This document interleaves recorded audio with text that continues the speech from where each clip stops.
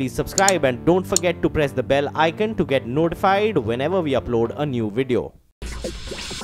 Hi, welcome to Overdrive. You're watching the show with me, Sohini Dutt. Now, close on the heels of the Maybach launch at the Auto Expo earlier this year, Mercedes-Benz has launched a facelifted version of the S-class. Now, with the lavish Falaknuma Palace in Hyderabad playing as the backdrop, we were handed the keys to the limo, and here's all that the car has to offer.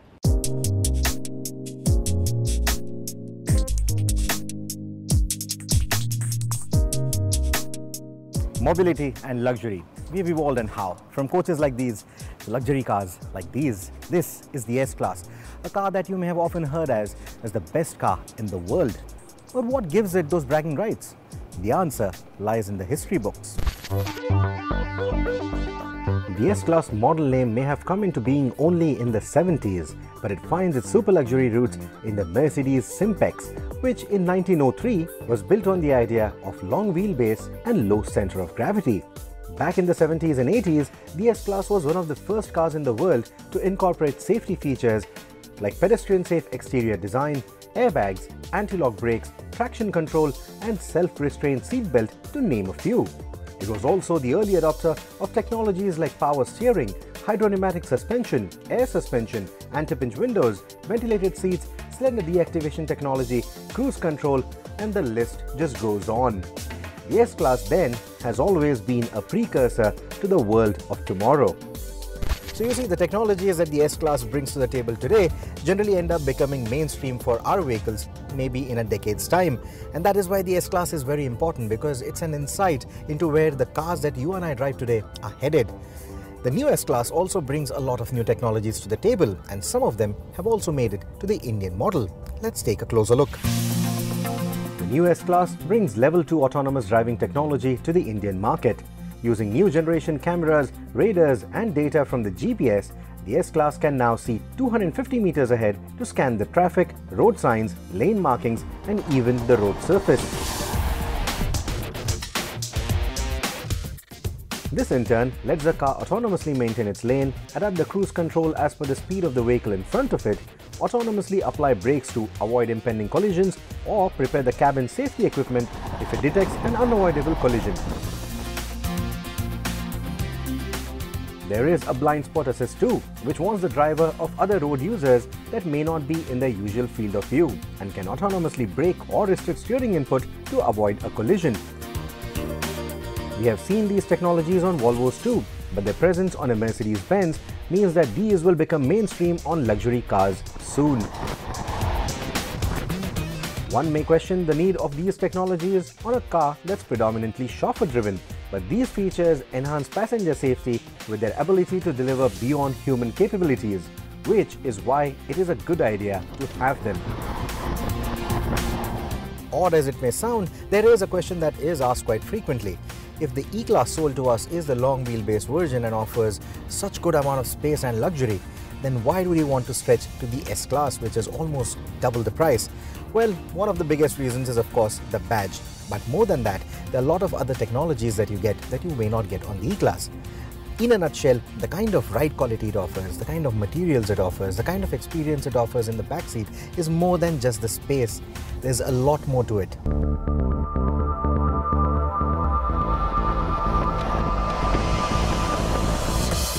The radar-guided technology is exclusive to the S-Class. So is the comfort of the rear seat. The E offers oodles of space too, but the S-Class gets you the unparalleled experience of quite literally being a spa on wheels. It gets some of the best massaging options and then marries it to the fragrancing, cooling, and ambient lighting functions of the car to pep you up or calm you down. Mercedes-Benz calls it the energizing comfort control, and it is a must-have. Activate it, drop the seat back, stretch your feet, and relax. The car has the ability to make you fall asleep within minutes. There are quite a few options out there that offer first-class seats like these, but none of them do it like the S-Class.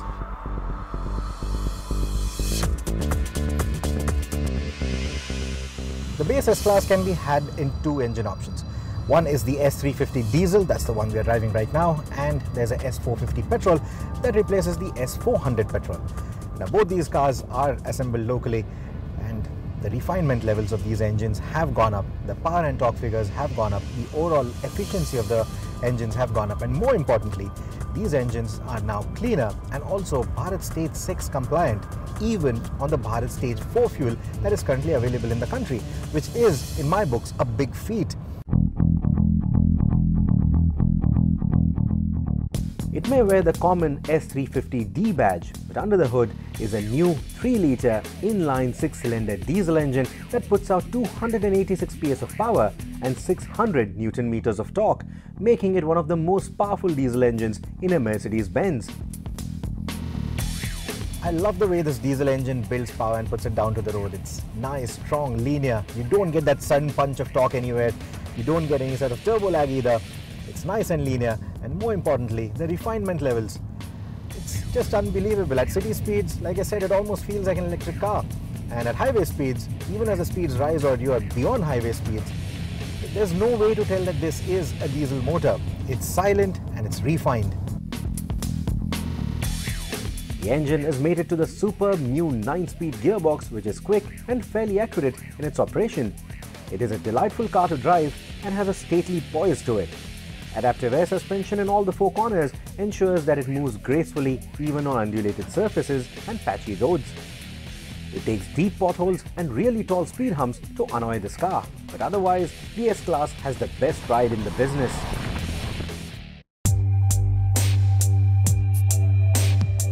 The new 50 profile tyres, short on 18-inch wheels, look a bit ungainly, but are instrumental in helping the car tackle the challenging roads India has in abundance. Speaking of looks, this being the facelift gets the usual nibs and tucks. Updated headlights, which now have 3 lines of daytime running lights, new tail lights with a stardust pattern, and small revisions to both the bumpers. The cabin gets a new steering wheel, which in my opinion doesn't look as bespoke as the outgoing one. However, it gets new touch controls and cruise control switches, since the latter is now an important part of the new autonomous driving assists that are the biggest talking points of the new S-Class. Summing it up then is simple. There are many options to choose from in the super luxury category, and some of them even offer more technology and opulence, but none are quite the S-Class when you're talking about the package as a whole. Cliched as it may sound then, the best car in the world just got better.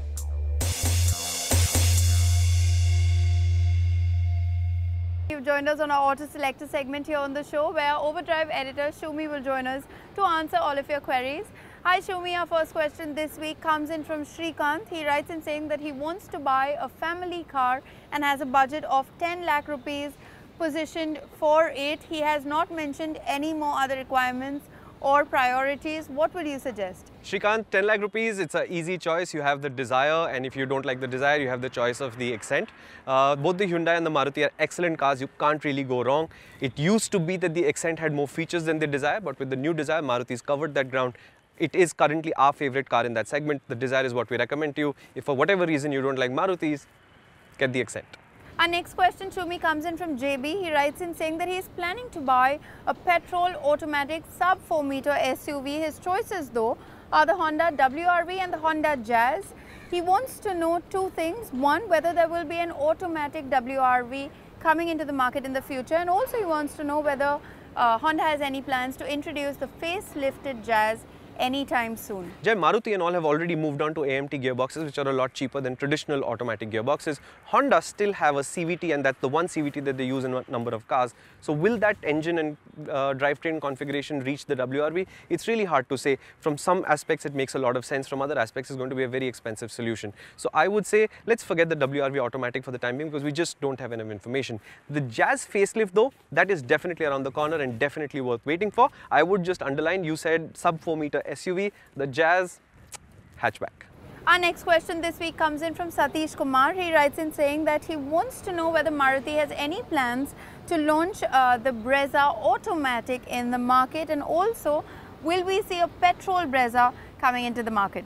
Satish, I don't think we can do an overdrive show with Selector anymore without the Brezza coming up. And I think it's a valid question because the Brezza is now the oldest design in the compact SUV segment. It's very, very good. It's a very good car. And I think the facelift or refresh is due. What will change in that facelift is hard to say, but it makes sense for a petrol engine and an automatic version to come. When, I honestly don't know, but I don't think it's more than 2 or 3 months away. Our final question, Shumi, this week comes in from Rahul. He wants to buy a scooter and has shortlisted the Suzuki Access 125 and the TVS N-Torque. His priorities are good mileage, comfort and safety.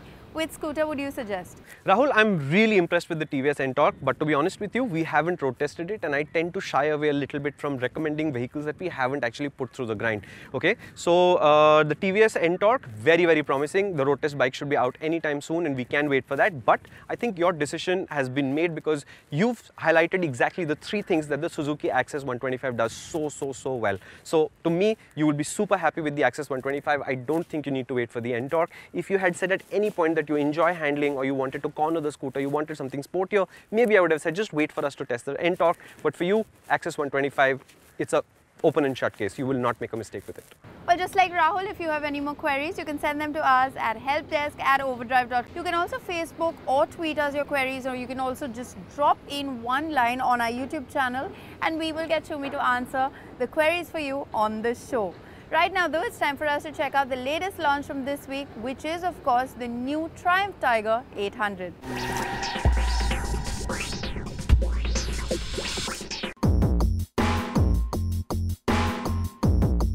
Triumph Motorcycles has just launched the 2018 version of its middleweight adventure tourer, the Tiger 800. This is not an all-new motorcycle, but the 2018 version gets over 200 changes is what we are told by Triumph, and there's lots of updates to the engine, the transmission, the suspension and the chassis as well. There's a new look for the motorcycle and the bike has been launched in 3 variants today, priced starting from Rs 11.76 lakh for the base XR version, going up to Rs 13.76 lakh for this one, the XCX version. The family as before is split into 2, which is the XR series and the XC series of bikes in the Tiger 800 range. Now the XR focuses on on-road performance while the XC focuses on off-road performance. The engine remains the same, which is an 800cc triple-cylinder liquid-cooled engine, and the outputs are the same at 95 PS and 79 Nm of torque. But the gearbox has been revised and there's new gear ratios now, which ensure that the bike is better to ride off-road and on it too. There's a new compound for the seat now, which makes it more comfortable, apart from which there's a new fly screen up front along with wind deflectors, which Triumph says is going to enhance rider comfort on the go, especially over longer rides. So it's my favorite time of the year because the 2018 Formula 1 season has just begun this weekend, and while you're watching the show you already know who has the leaderboard advantage. But before we go in any further into the races, let's take a look at all the changes that are in store for the 2018 season. For starters, we'll be seeing 21 races over the next 9 months with the return of the French GP after a decade. F1 cars have always sported the most aerodynamic, sleek-looking designs, and it's no different this year except for the much-talked-about safety addition, the Halo, which has been integrated into the race car to keep the race drivers safe from a head impact in case of an inevitable collision. While it was a look that received a lot of criticism from race drivers and fans of the sport, a few weeks into testing, drivers have confirmed it doesn't really hamper vision once on track.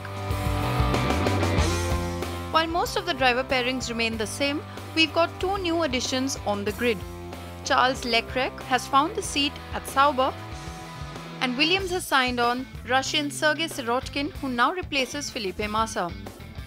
Biggest news on the grid before the race season even started had been McLaren-Honda partnership ending and McLaren deciding to strike up an engine partnership with Renault instead.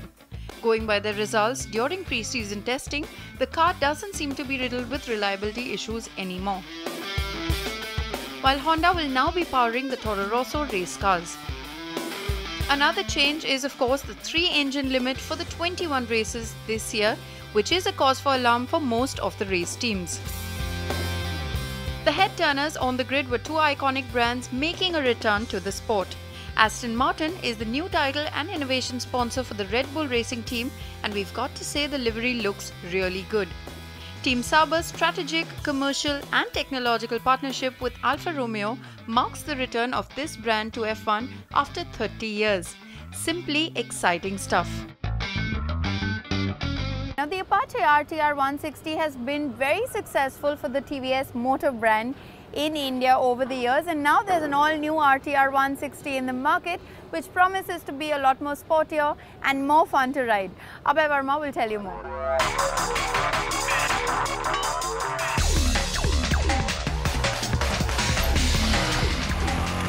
TVS Motor is certainly on a roll. It's just about 3 months since the brand launched its new flagship motorcycle, the Apache RR 310, just 1 month since the new NTORQ 125 scooter was launched, and now we have this, the new generation Apache RTR 160. Well, the RTR 160 has been around for over a decade now, but all these years the bike has only received cosmetic changes. So in that sense, this is the first comprehensive update to this motorcycle. And there's a lot of inspiration in terms of the design and the powertrain from its elder sibling, the RTR 200. How is it to ride? That's exactly what we're trying to find out at the TVS Motor test track in Hosur today.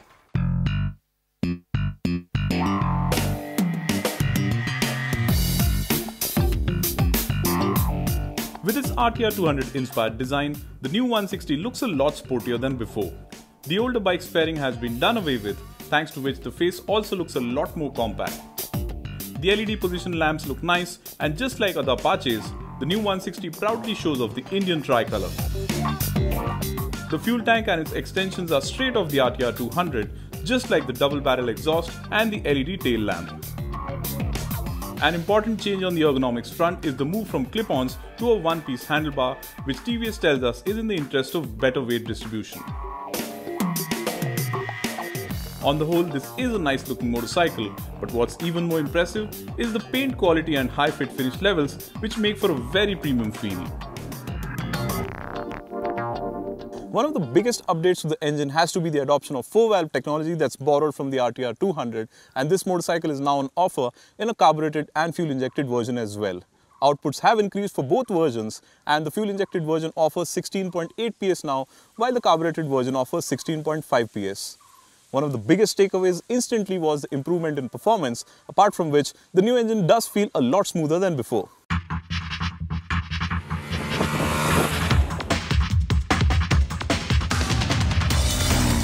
Learnings from its racing program have helped TVS Motor reduce frictional losses inside the 160's engine, which has also helped in increasing the outputs.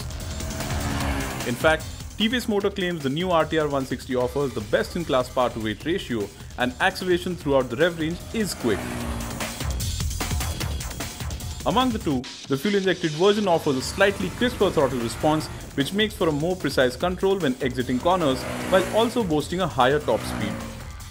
There is a bit of vibration on both versions as you get close to the red line, but it never gets too worrisome.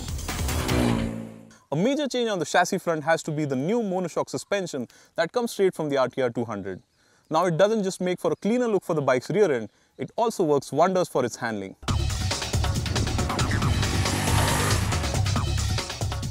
The RTR 160 has always been a likable motorcycle in terms of handling, and the monoshock and new swing arm help in offering an even more stable feel. The TVS Motor test track features a famous dip midway through the long sweeping right-hand corner it has, and the RTR 160 remained planted throughout, offering enough confidence to keep the throttle open all the way. The sportier and more agile handling is also thanks to the revised chassis.